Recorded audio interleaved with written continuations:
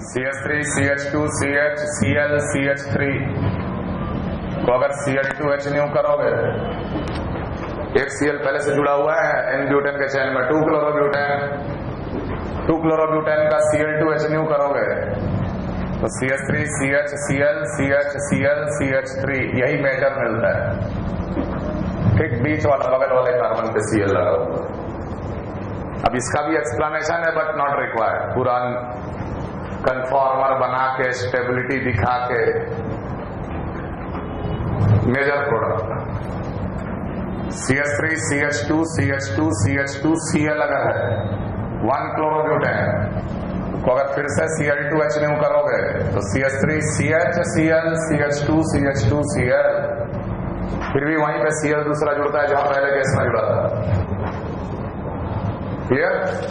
ये याद रखना। और आइसोब्यूटेन वाला केस का मेजर माइनर भी याद रखना।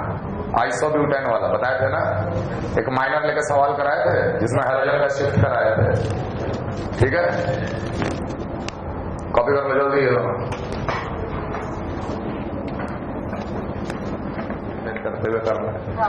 1 2 कोचिंग में फिरजी से किया था। उस वक्त भारत में एक ही कोचिंग स्टार्ट हुआ था, फिरजी Delhi.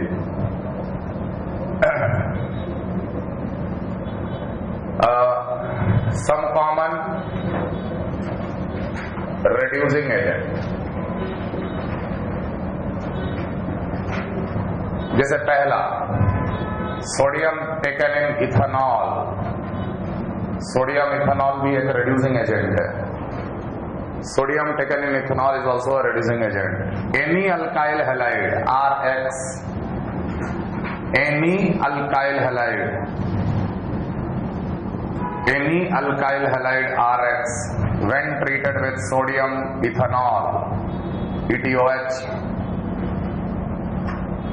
it forms alkane. X हटाओ H लगाओ, सीधे मैकेनिज्म का जरूरत नहीं है। फिर भी सोडियम ने 2 इलेक्ट्रॉन दिया, 2 इलेक्ट्रॉन का अटैक, X बाहर निकला, R माइनस इथेनॉल का H प्लस गेन करके बनाया RH। क्लियर? एनी अल्डिहाइड और ketone R1C double bonded OR1 या R2, एनी अल्डिहाइड और कीटोन को जब हम लोग इथेनॉल के साथ ट्रीट करते हैं तो बिल्कुल RCHOH R2। साइनाइड को सोडियम अल्कोहल के साथ ट्रीट कर दो, ये बन जाता है RCH2NH2। सीधे याद कर लेना ये सब रिएक्शन। एस्टर को जब हम लोग ट्रीट करते हैं सोडियम इथेनॉल के साथ NaETOH, it forms R1CH2OH plus R2OH। इतना याद रखिएगा। Sodium ethanol is one of the important reducing agent. Sodium ethanol सीधे अल्काइल हैलाइड है तो हाइड्रोजन हटा के H लगा देना। एल्डिहाइड कीटोन तो रिड्यूसिंग एजेंट सारे यही करते हैं, अलग अलग रिएजेंट है। एल्डिहाइड कीटोन अगर हुआ तो अल्कोहल में जाएगा, CHOH कर देंगे। एस्टर है तो 2 मोल अल्कोहल, साइनाइड है तो प्राइमरी अमीन RCH2NH2। दूसरा zinc in acetic acid CH3COOH, ये भी अल्काइल हैलाइड को जिंक इन एसिटिक एसिड ये भी ट्रीट करने से बना देता है RH। अब इसमें सोडियम की जगह जिंक ले लिया गया। जिंक अब 2 इलेक्ट्रॉन देगा, 2 इलेक्ट्रॉन का attack on the carbon, X बाहर निकला X नेगेटिव बन के, तो ये क्या बन जाएगा R माइनस और X minus. R minus acid का H गेन करके बना लेगा RH, X हटा के H लगा देना है। तीसरा zinc in alkaline medium OH minus, ये तो शायद इनऑर्गेनिक में रिएक्शन पढ़े होंगे कि जिंक प्लस NaOH ये दे देता है Na2ZnO2 plus nascent atom of H, इसलिए ये भी एक रिड्यूसिंग एजेंट होता है अल्काइल हैलाइड। तो जब हम लोग जिंक इन अल्कलाइन मीडियम के साथ ट्रीट करते हैं तो ये भी बना देता है RH। Zinc in alkaline medium gives RH, zinc with NaOH KOH reducing agent है। हैलाइड हटाकर हाइड्रोजन हटाकर सिर्फ H लगा देना। चौथा zinc in ethanol ETOH, whenever any alkyl halide is treated with zinc in ethanol, ये भी 2 इलेक्ट्रॉन का अटैक 2 इलेक्ट्रॉन का अटैक, X निकलना, R माइनस क्या करेगा, H प्लस गेन कर लेगा इथेनॉल का। जो सोडियम अल्कोहल था वही जिंक अल्कोहल है। Metals are reducing agent, that's it, we get RH। Clear?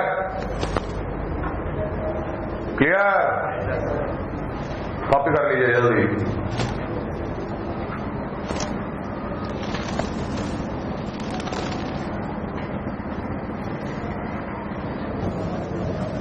बताएंगे क्या होता है।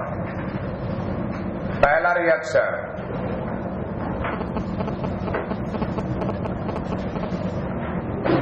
Thermal cracking.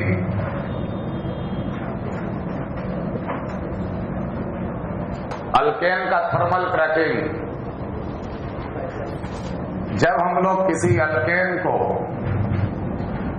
स्ट्रांगली हीट करते, strongly heat, high pressure, in a presence of catalyst, zinc oxide, chromium oxide, Al2O3 का mixture, SiO2, बहुत सारे mixture होता catalyst का।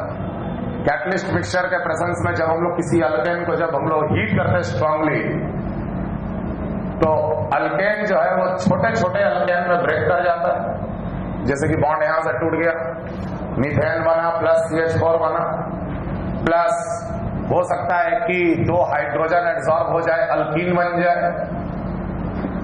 हो सकता है कि इसी का 2 हाइड्रोजन एड्सॉर्ब हो जाता मेटल कैटलिस्ट पे, तो यहां पर भी अल्कीन बन जाता। We get alkanes and alkenes, mixture of alkanes and alkenes. Higher alkane gets broken up into lower alkane. जैसे हम लोग को जो क्रूड रूट मिलता है, उससे जो हम लोग स्मॉलर अल्केन बनाते हैं, वो थर्मल क्रैकिंग से ही बनाते हैं। वो लॉन्ग चेन होता है हाइड्रोकार्बन का, उसको तोड़ा जाता है। तोड़ा जाता है किसके प्रेजेंस में, कैटलिस्ट मिक्सचर के प्रेजेंस में। और वो कैटलिस्ट मिक्सचर क्या होता है, ZnO, CrO3, Al2O3, SiO2 and MoO3, molybdenum का भी ऑक्साइड। ये सारे कैटलिस्ट मिक्सचर को हम लोग अगर ले लिए तो फिर carbon carbon bond gets broken and we get smaller alkanes and smaller alkanes as the product. तो हायर अल्केन को लोअर अल्केन में ब्रेक करने का ये एक तरीका होता है। समझ में आ रहा? Now if the mixture used is CrO3 plus Al2O3 plus MoO3, अगर ये मिक्सचर का इस्तेमाल करेंगे, then carbon carbon bond breaking, carbon carbon bond breaking is avoided. Carbon carbon bond breaking is avoided. मतलब कि अगर हम लोग इसी प्रोपेन को अगर हम लोग ट्रीट करते हैं सिर्फ ये वाला कैटलिस्ट के साथ हीट करते हैं, तो यहां पर हमें मिलता CH3 CH double bonded CH2 और हाइड्रोजन गैस। समझ में आ रहा है? हाइड्रोजन गैस निकल जाता है। कार्बन कार्बन का बॉन्ड ब्रेकिंग अवॉइड किया जाता है, उसमें हम लोग को अल्कीन्स मिलता है।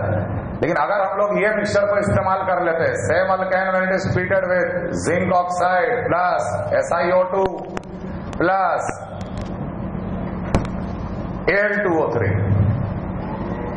heat, then we get CH3 plus CH4. It breaks the carbon carbon bond. अलग अलग कैटलिस्ट का अलग अलग रूल है, अलग अलग रोल है, जिसके अनुसार हम लोग को प्रोडक्ट मिलता है। एक लाइन में याद रखना कि जब भी हायर अल्केन को लोअर अल्केन में तोड़ा जाता है, that is called thermal cracking and it happens in a presence of a catalyst mixture.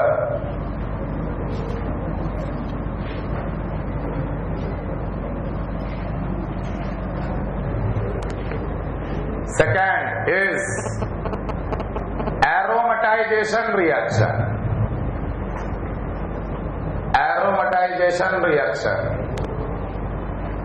जैसे मान लो हम N हेक्सेन ले लिए, N हेक्सेन को जब हम लोग यही सेम कैटलिस्ट मिक्सचर, लेकिन कौन सा, जो कार्बन कार्बन का बॉन्ड नहीं तोड़ता, CrO3 plus Al2O3 plus MoO3 का अगर मिक्सचर के साथ हीट कर दो, तो 6 कार्बन का ये ओपन चेन जो है वो सीधे बेंजीन में कन्वर्ट हो जाता है।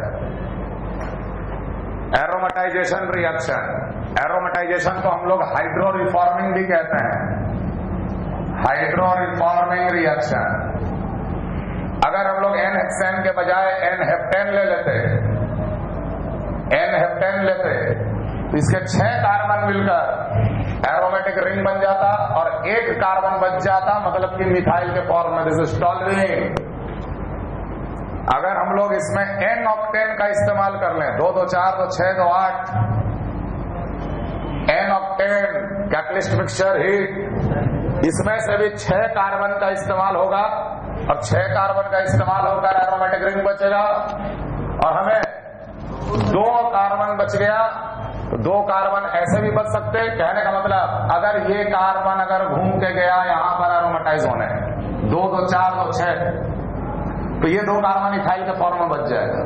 लेकिन दूसरी पॉसिबिलिटी ये भी थी यहां पर कि अगर ये वाला अगर इसके साथ अगर जुड़ जाता तो मिथाइल और मिथाइल बचता। तो ध्यान रखना, मिथाइल और मिथाइल कैसा बचेगा? इस तरीके से। इसको हम लोग बोलते हैं ऑर्थोजाइलीन, और यही ऑर्थोजाइलीन मेजर पाया जाता है।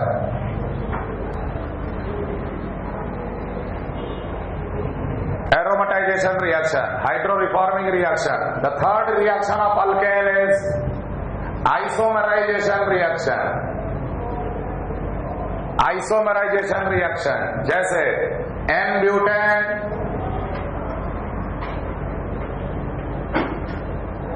को जब हम लोग AlCl3 के साथ हीट करते हैं, N-butane when it is heated with AlCl3,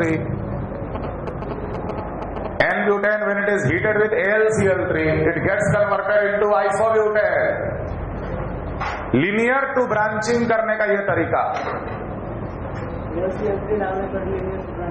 हाँ, N-butane और isobutane आइसोमर है।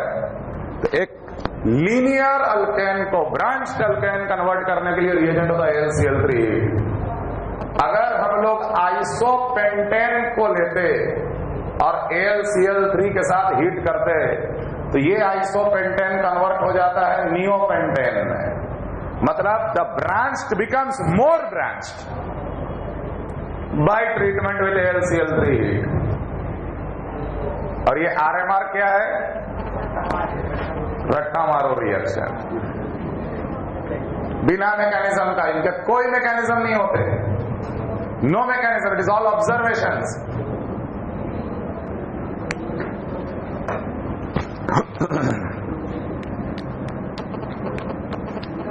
Nitration of alkane.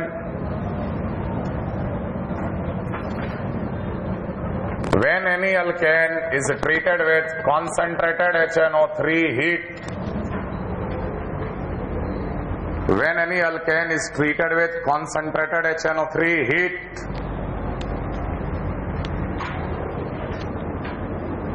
we get nitroalkane. Nitroalkane मतलब RNO2. मैकेनिज्म HONO2, यही नाइट्रिक एसिड है। जब इसको हीट किया जाता है, इसमें हो जाता है होमोलिसिस। यह जनरेट करता है OH dot plus NO2 dot, OH dot RH का एक H डॉट निकाला, forming water plus R dot, और ये R dot plus NO2 dot combines to form RNO2। अब ध्यान रखना, NO2 dot is a highly reactive radical, highly reactive radical. N पे dot, O पे डॉट, F पे dot, they are highly reactive radical. Highly reactive radical, therefore reaction is highly exothermic.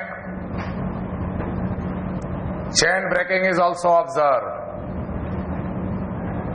Chain breaking is also observed in this reaction. खैर, जब तक कोई detail ना पूछे तब तक आप एक H को हटाकर NO2 लगा दीजिएगा। एक H को हटाकर एक NO2 लगा देना है, ठीक है?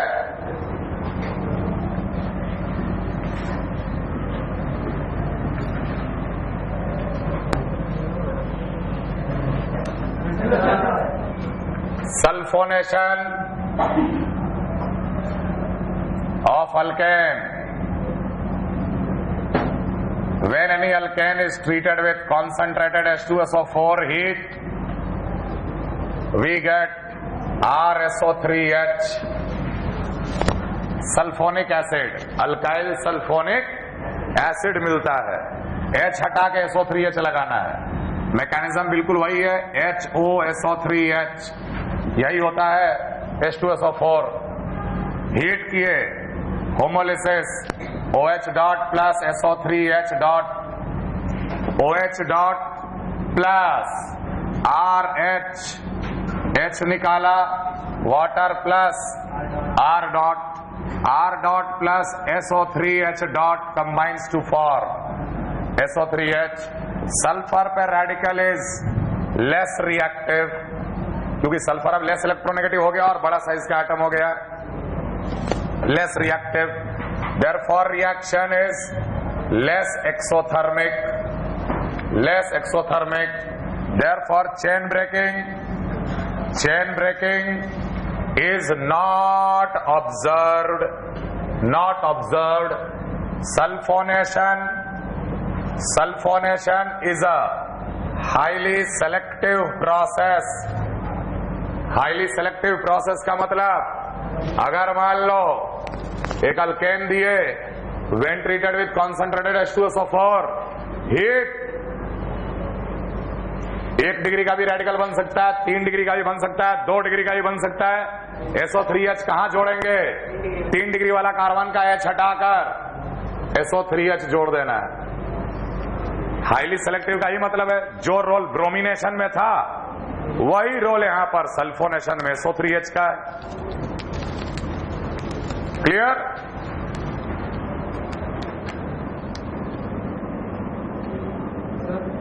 हाँ, Reed's reaction. When any alkane is treated with SO2Cl2H nu,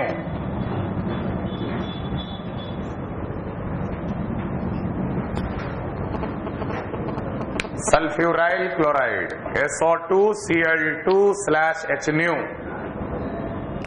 we get RCl plus SO2 gas plus HCl gas, gaseous byproduct, gaseous byproduct, S double bonded O double bonded O Cl Cl, ये होता है SO2Cl2। जब इसको हम लोग HNU के साथ treat करते हैं, होमोलिसिस पे मिलता है Cl dot plus SO2Cl dot, sulphur पे रेडिकल, सल्फर पे रेडिकल ज्यादा रिएक्टिव है कि Cl पे? ऑब्वियसली Cl पे। Cl डॉट क्या करेगा कि RH का जाकर एक H हटाएगा, HCl गैस बनाएगा, R डॉट बन गया।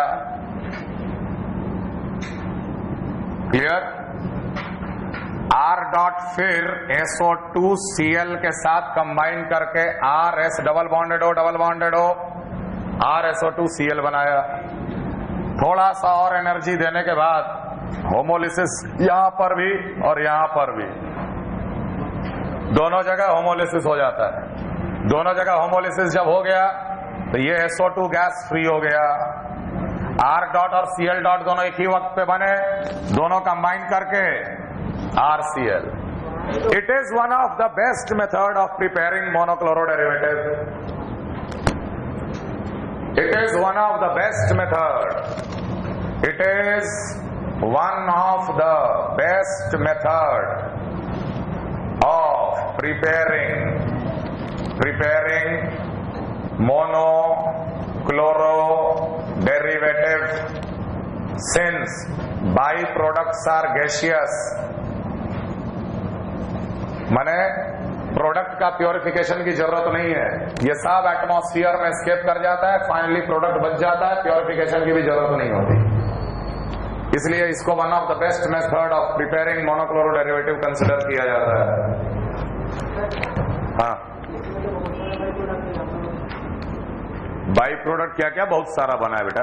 रेडिकल है तो ROH मिल सकता है। कैसे ROH मिलेगा? प्रोबेबिलिटी बहुत कम है।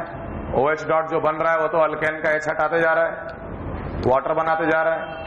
अच्छा, NO2 वाला में तो वो NO2 बना सकता है? बिल्कुल बना सकता है हम, लेकिन डिजायर्ड ऑर्गेनिक प्रोडक्ट ही लिखेंगे अपने आंसर में। हम किस लिए वो प्रोसेस कराए, N2O4 बनाने के लिए कि नाइट्रो अल्केन बनाने के लिए? तो नाइट्रो अल्केन ही लिखेंगे मेजर प्रोडक्ट में। तो उसमें भी बनता है, वो भी बनता है, N2O4 भी बनता है। बिल्कुल, लेकिन वो हमारे लिए इंटरेस्ट ऑफ टॉपिक नहीं है। ऑर्गेनिक रिएक्शन में बहुत सारे बाई प्रोडक्ट बन सकते हैं, but we only write the desired organic product.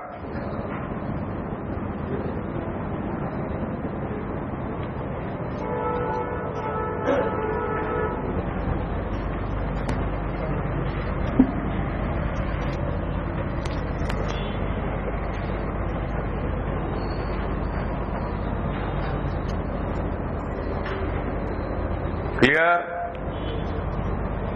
एक दो और रिएक्शन देख लो, उसके बाद फिर हम लोग टॉपिक चेंज कर देंगे आज। Hydrocarbon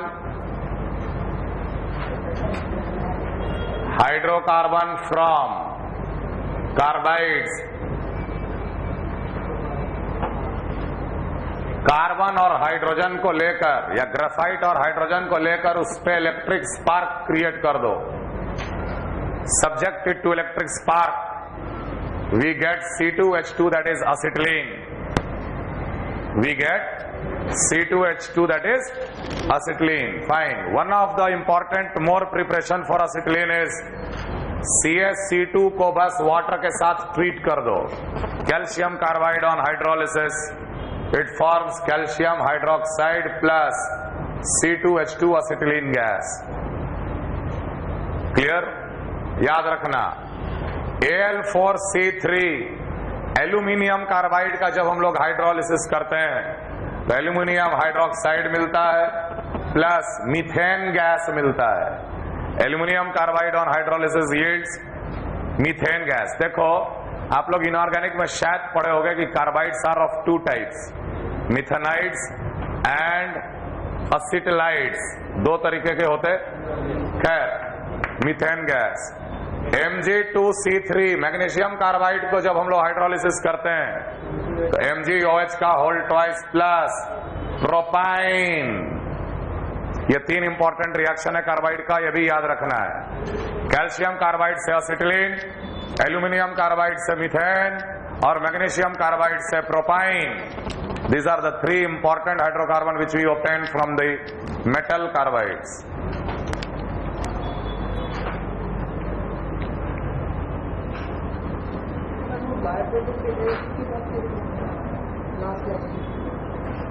Byproducts are gaseous. Byproducts are gaseous. It escapes in the atmosphere. No need of purification.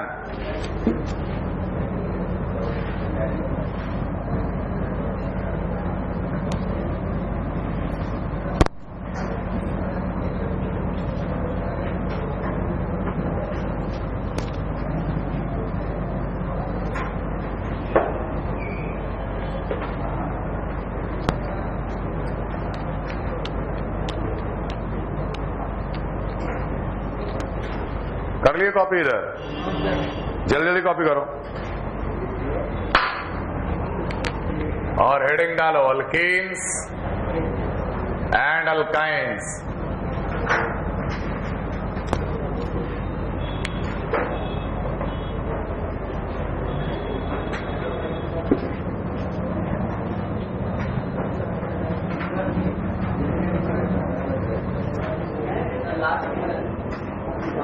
Mg2C3 plus water, MgOH whole twice plus propine.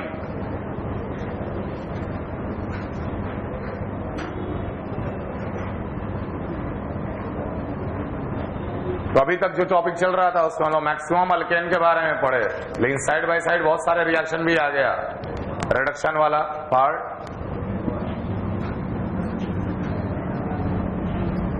Alkenes and alkynes में जाने के पहले हम लोगों को थॉरो नॉलेज होना चाहिए एक इंटरमीडिएट का, जिसको हम लोग कहते हैं कार्बोकटायन। कार्बोकटायंस, जैसे अल्केन पढ़ने के लिए हम लोग को जनरली थॉरो नॉलेज चाहिए फ्री रेडिकल का, इसलिए बहुत सारा रेडिकल हम लोग फ्री रेडिकल रिएक्शन देंगे। अल्कीन में जाने के लिए, अल्कीन हाइड्रोकार्बन में जाने के लिए हम लोग को पहले डिटेल में डिस्कस करना पड़ेगा व्हाट आर कार्बोकटायन, कार्बोकटायन की प्रॉपर्टीज क्या होती है, कार्बोकटायन में बहुत तरह के रीअरेंजमेंट भी पाए जाते हैं, वो सारा कुछ डिस्कस करने के बाद ही हम लोग अल्कीन के रिएक्शन में जा सकते हैं।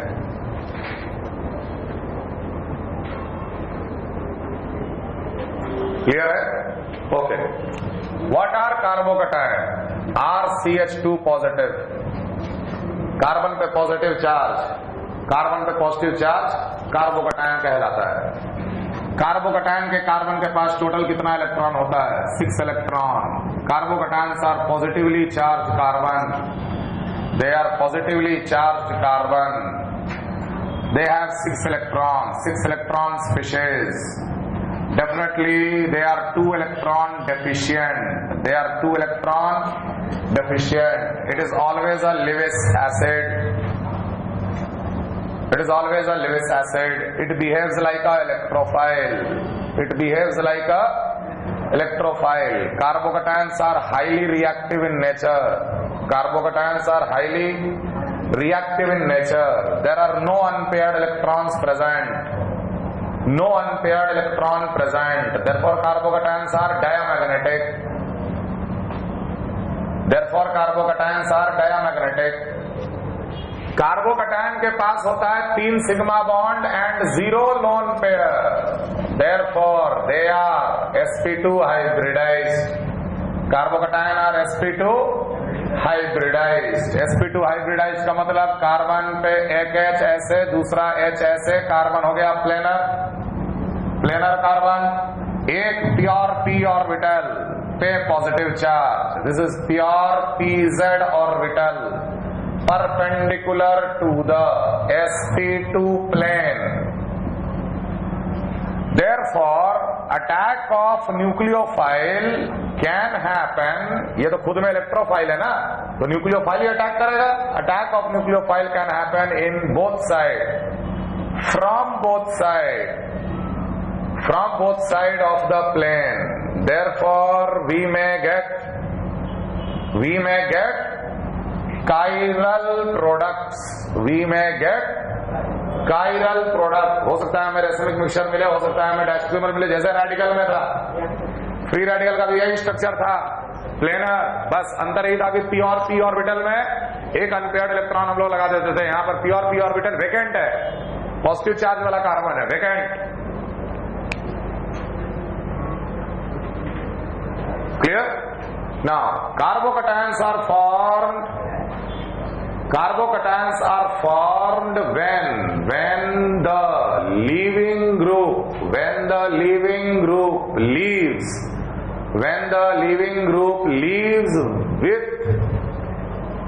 with the bonded pair of electron,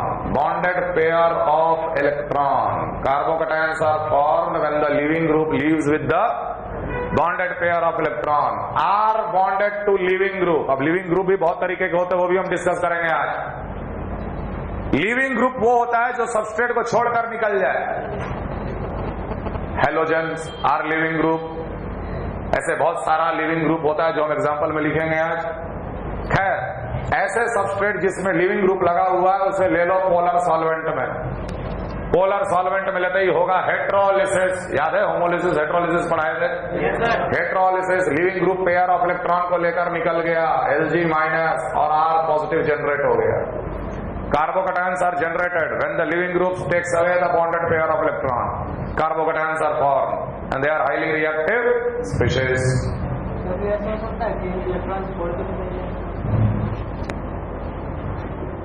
किस टाइप का स्पीशीज इलेक्ट्रॉन छोड़ के निकलेगा?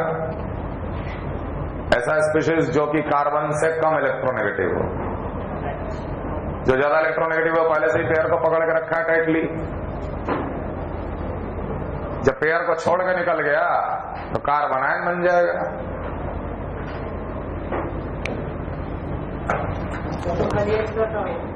बिल्कुल, H+ हटाओ तो कार्बन तो negative charge. Polar solvent,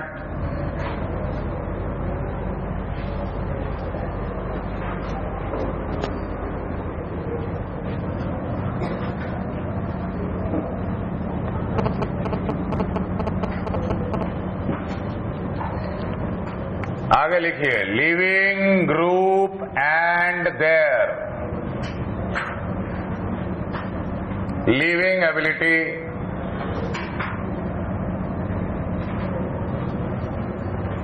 living group and their leaving ability are bonded to leaving group था, ऐसे समझना।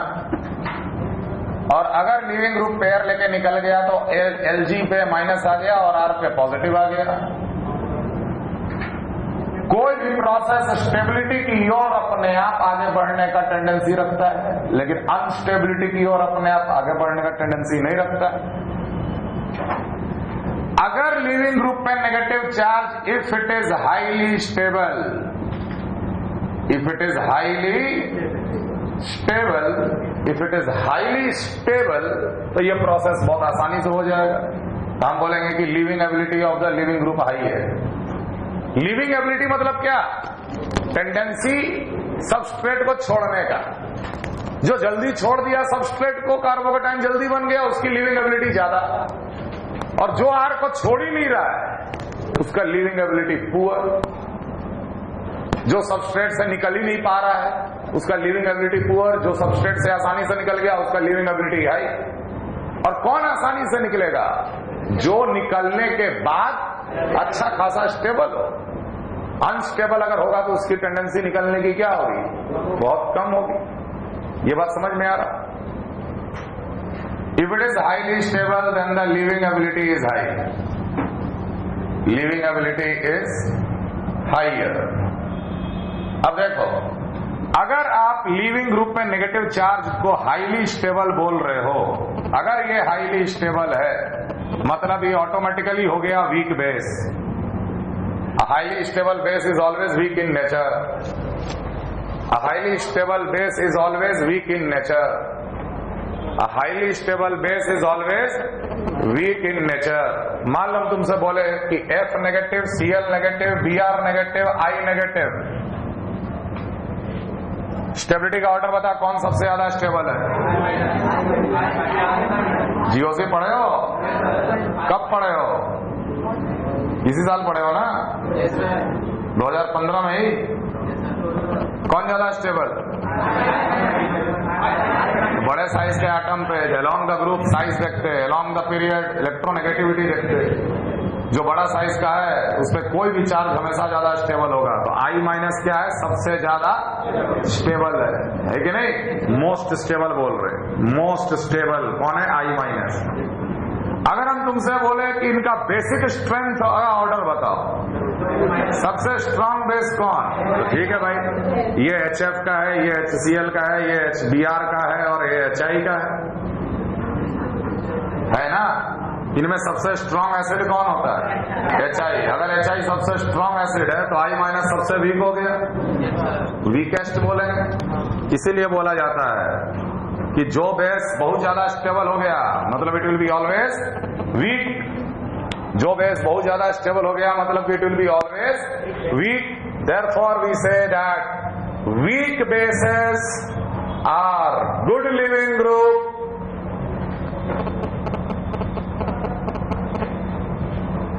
Week bases are good leaving group. जितना वीक बेस होगा वो उतना ज्यादा स्टेबल होगा, और अगर स्टेबल हो रहा है तो वो आसानी से निकल गया होगा सबस्ट्रेट को छोड़कर।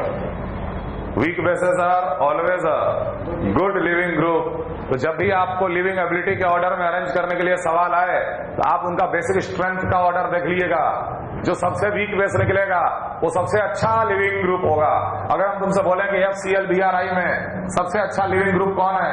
I minus, then Br minus, then Cl minus, then F minus.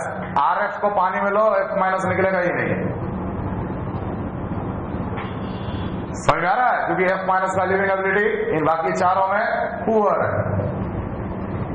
निकलेगा लेकिन देर से निकलेगा, जल्दी नहीं निकलेगा। सबसे जल्दी कौन निकल जाएगा? I minus. क्लियर है? Weak bases are good leaving groups.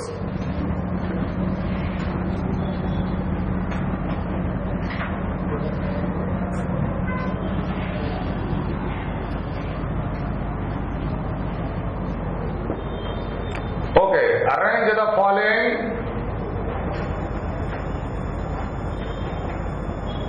in their leaving ability order.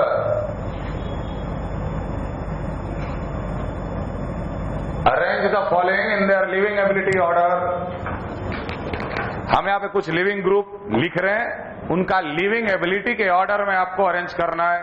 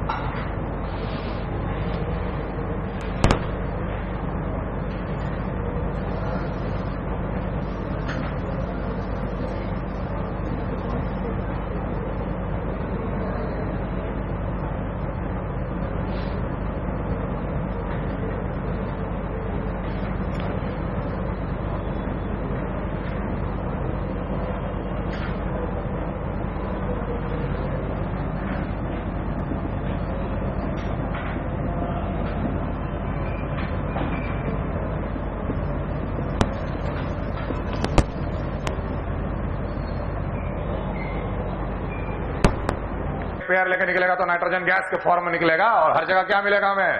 Carbocation. Clear? पहले में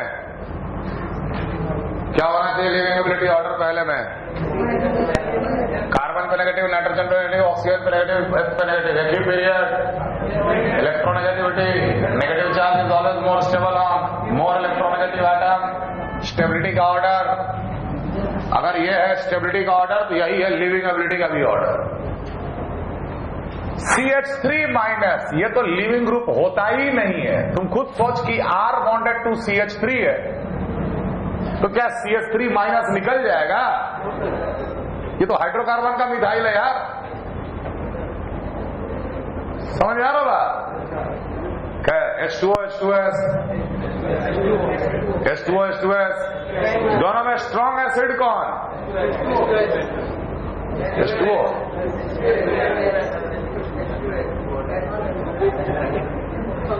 अब H2O और H2S में स्ट्रॉन्ग एसिड नहीं पता है, पढ़ रहे हैं ऑर्गेनिक केमिस्ट्री,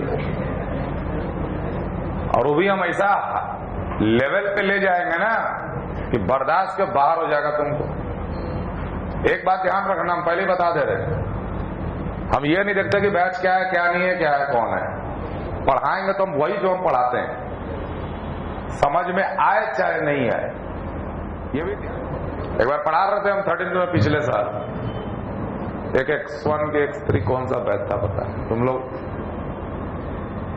सेकंड में जो बैठा हुआ था, गर्मी का टाइम था बेटा, हम भी जोश में पढ़ा रहे, वो भी जोश में पढ़ रहा, धाड़ से बेंच, थोड़ा हाइब्रिडाइजेशन, थोड़ा स्टेबिलिटी, थोड़ा GOC रिवाइज कर लो।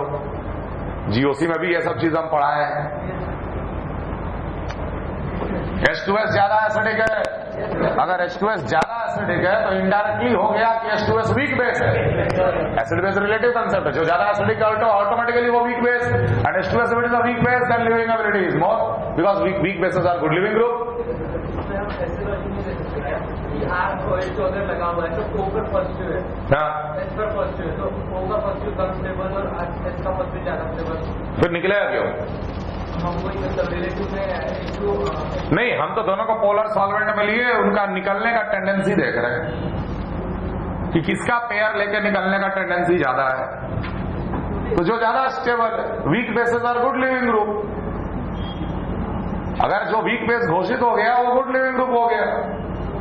बताओ इसमें अमोनिया, वाटर, नाइट्रोजन,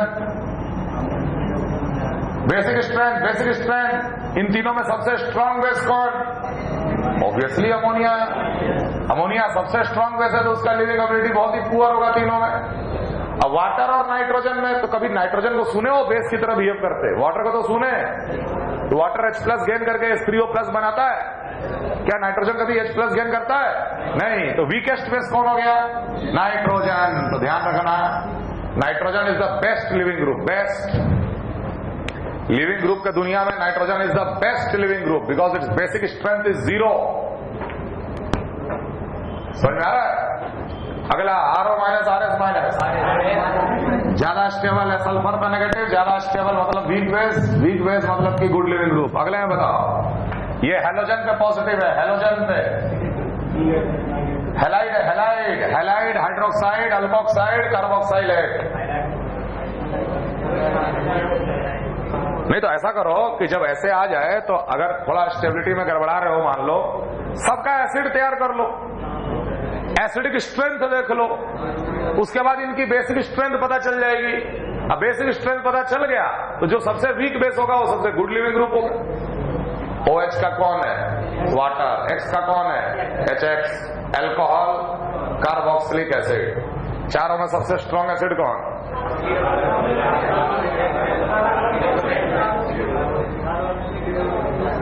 सबसे ज्यादा एसिडिक कौन चारों में? कार्बोक्सिलिक। सबको बेटा एक एक करके उठाकर पटकेंगे नीचे हम, देखना अभी एक एक करके। अगले क्लास में GOC पूछेंगे, जो नहीं बता पाया यहीं से नीचे ठहर देंगे हम। 4 दिन आराम करना, बेड रेस्ट।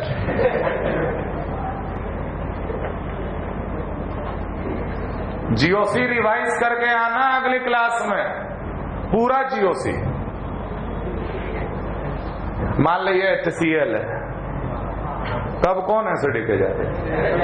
अब HCl हो गया। कितने लोग चिल्ला रहे थे कार्बोक्सिलिक। अब HX is always more acidic then carboxylic acid. सबसे स्ट्रॉन्ग यहां पर HX है, तो सबसे वीक कौन हो गया? X-।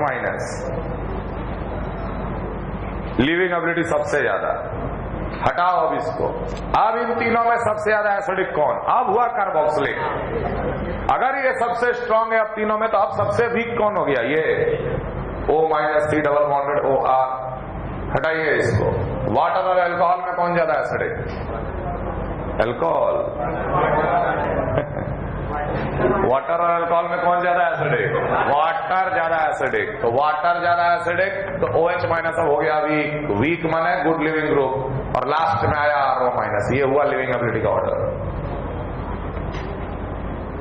ठीक है। अगला ये तो हम बता ही दिए। FCl-BrI along the group size dominates.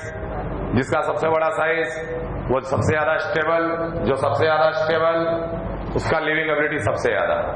I- greater than Br- greater than Cl- greater than F-। अगला फिर डिसाइड कर, एसिड बना। एसिड बनाओ सबका। RO- का कौन होगा acid? ROH। Water PHOH, MEC double bonded OOH, MESO3H। इनमें सबसे स्ट्रॉन्ग एसिड कौन दिख रहा है? कार्बोक्सिलिक एसिड, फेनॉल, PHOH है। कितना कॉन्फिडेंट आदमी है, जब बोलता गलत बोलता लेकिन बोलना नहीं छोड़ता। ये इसकी प्लस पॉइंट है। प्लस पॉइंट है। ऐसा भी एक नेचर होना चाहिए। इसी को सीखने का तरीका बोलते हैं। वो जब तक बोलेगा नहीं तब तक उसे सबसे ज्यादा एसिडिक होता है सल्फोनिक एसिड। सबसे वीक हो गया सल्फोनेट आयन। तुम भी अल्टीमेट आदमी हो। कौन सा नेगेटिव चार्ज ज्यादा स्टेबल दिख रहा? ये वाले में। क्यों? इसमें क्या बुराई है? सल्फर आ गया इसलिए। क्यों? सल्फर क्या कर रहा है? अबे यहाँ ज्यादा रेजोनेंस, यहाँ कम रेजोनेंस।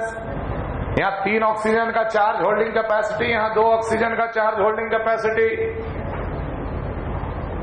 इसके 3 कैनोनिकल फॉर्म इक्विवेलेंट, इसके 2 कैनोनिकल फॉर्म इक्विवेलेंट। ये ज्यादा स्टेबल, और जो ज्यादा स्टेबल वो ज्यादा week.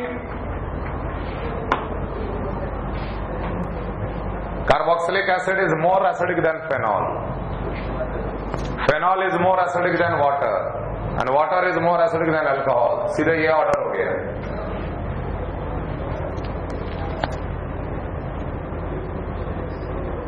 CH3COO minus, CF3COO minus. कौन सा नेगेटिव चार्ज ज्यादा स्टेबल? तो दोनों जगह COO माइनस सेम है. CF3 क्या कर रहा है? माइनस आई. अब माइनस आई नेगेटिव चार्ज का स्टेबिलिटी बढ़ा देगा. ज्यादा स्टेबल हो गया तो ज्यादा अच्छा लिविंग ग्रुप. अब ध्यान रखो, ये सब लिविंग ग्रुप है. खासकर इतने पार्ट को हम लोग स्पेशली इसी के बारे में बोल रहे हैं. इसको रिप्रेजेंट करते हैं OTS से. यह कहलाता है टोसाइलेट आयन. टोसाइलेट आयन इतने पार्ट को OBS से रिप्रेजेंट करते हैं. It is called brosylate ion.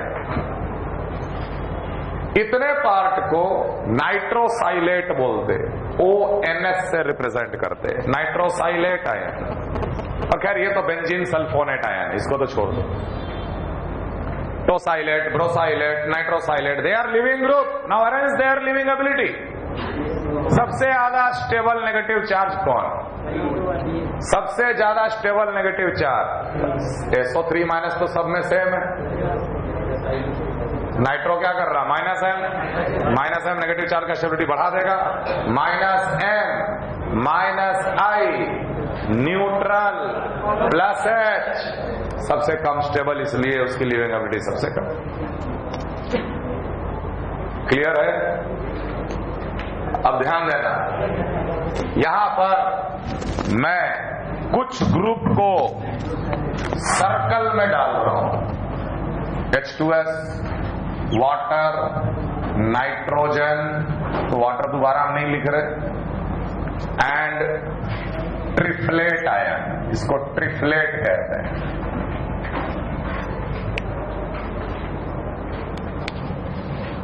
जितने सर्कल वाले हैं they are very good leaving group.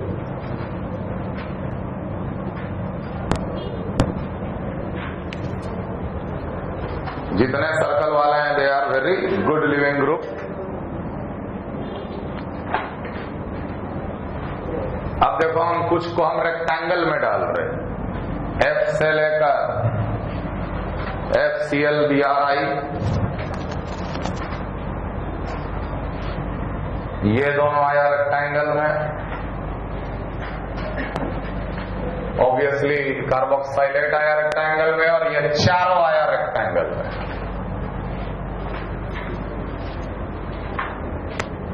ये सारे रेक्टेंगल वाले they are moderate leaving group. Moderate leaving group. और लास्ट में जो बच गए and others left they are poor leaving group.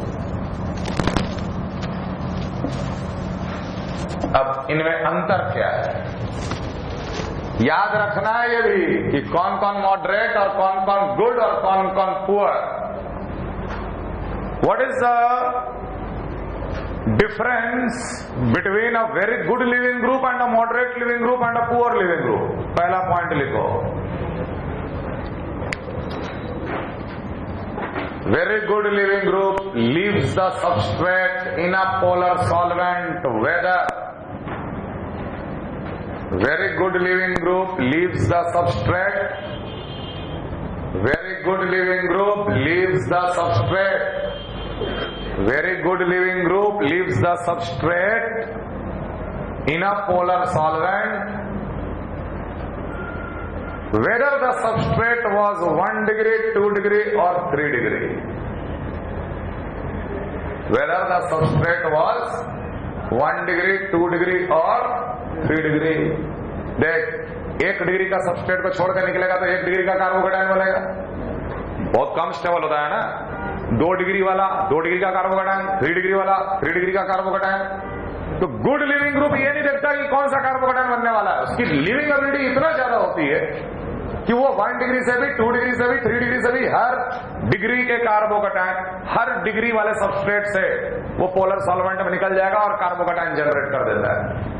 ये बात समझ में आ रहा है? Now moderate living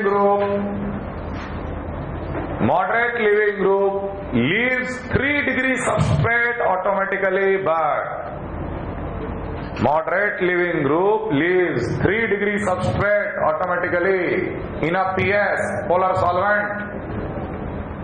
Moderate living group leaves 3 degree substrate. Moderate living group leaves 3 degree substrate automatically in a polar solvent, but cannot leave 1 degree or 2 degree. But cannot leave 1 degree or 2 degree, but cannot leave 1 degree or 2 degree substrate. अपने आप वो 3 degree substrate से निकल के carbocation बना लेगा। पानी में लो और मॉडरेट लिविंग ग्रुप निकला अपने आप, कब? जब 3 डिग्री का कार्बोकैटायन या बेंजाइलिक कार्बोकैटायन, 3 डिग्री का कार्बोकैटायन या उससे ज्यादा स्टेबल कार्बोकैटायन अगर बन सकता है तो ऑटोमेटिकली निकल जाता है। लेकिन 1 डिग्री 2 डिग्री वाला अगर कार्बोकैटायन बनने वाला है तो अपने आप नहीं निकलता। फॉर 1 डिग्री और 2 degree they require external attack. For 1 degree और 2 degree they require external attack. देख, जैसे मान लें बोले CH3C CH3 Cl। Cl कैसा लिविंग ग्रुप है? गुड, मॉडरेट की पुअर? रेक्टेंगल में है, मॉडरेट। अगर इसको आप ले लोगे वाटर में तो तुरंत CH3C CH3 positive plus Cl minus, कुछ की जरूरत नहीं है, तुरंत आयनाइज कर देगा, निकल जाएगा। लेकिन अगर आप वही CH3 CH2 Cl को अगर आप वाटर में लिए हो या 2 डिग्री वाले को वाटर में लिए हो, कुछ नहीं होने वाला। अगर उसको निकालना है, अगर उसे निकालना है तो आपको बाहर से कोई एक न्यूक्लियोफाइल लेना पड़ेगा जो आकर अटैक मारे, तब Cl निकला। अल्टीमेटली ये बनेगा CH3 CH2 Nu plus Cl minus. इसी को कहते हैं एक्सटर्नल अटैक। तो 1 डिग्री 2 डिग्री के लिए एक्सटर्नल अटैक की आवश्यकता है, 3 डिग्री के लिए कोई अटैक की आवश्यकता नहीं, अपने आप कार्बोकैटायन बन जाता है। Very poor living group does not leave whether 1 degree, 2 degree or 3 degree automatically. Very poor living group does not leave, very poor living group does not leave whether the substrate is. Very poor living group does not leave whether the substrate is 1 degree, 2 degree or 3 degree. Very poor living group does not leave whether the substrate is 1 degree, 2 degree or 3 degree. अपने आप किसी भी प्रकार का substrate से वो बाहर नहीं आता है।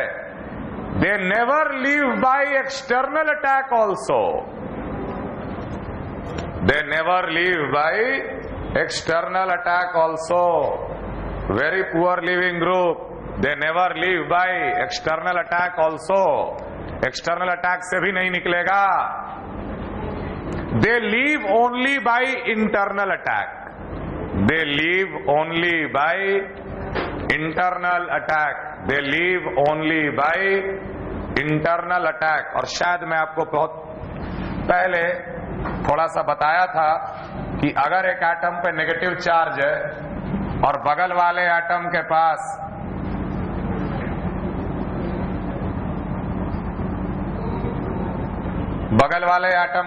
मान लो एक एटम पे नेगेटिव चार्ज और बगल वाले एटम के पास लिविंग ग्रुप, तो ये नेगेटिव चार्ज इंटरनल अटैक करके लिविंग ग्रुप को तुरंत बाहर निकाल देता है और पाई बॉन्ड बन जाता है। तो देख, OR को हमने बाहर निकालते हुए दिखाया, OR को छोड़ दिए थे। They are poor leaving group but they can leave only by internal attack. ऐसा कभी भी नहीं हो सकता कि ROR प्राइम है और कोई न्यूक्लियोफाइल आया और R पे अटैक मार के OR को बाहर निकाल दिया। Not possible. एल्कोहल लिए ROH, ना ये OH अपने आप निकलेगा और ना ही किसी न्यूक्लियोफाइल की इतनी न्यूक्लियोफिलिसिटी है कि वो अटैक मार के OH को बाहर निकाल दे। तो जब OH अपने आप नहीं निकलता, एक्सटर्नल अटैक से नहीं निकलता, इंटरनल अटैक तो एक स्पेसिफिक कंडीशन हो गया, तो आखिर इस OH को निकालने के लिए क्या करना पड़ेगा? मुझे इसकी लिविंग एबिलिटी बढ़ानी पड़ेगी। Therefore, most of the reaction of alcohol happens in acidic medium. ले इसको H प्लस के साथ, कॉन्सेंट्रेटेड H2SO4 के साथ, OH जो है वो H प्लस गेन करके OH2 पॉजिटिव बन गया।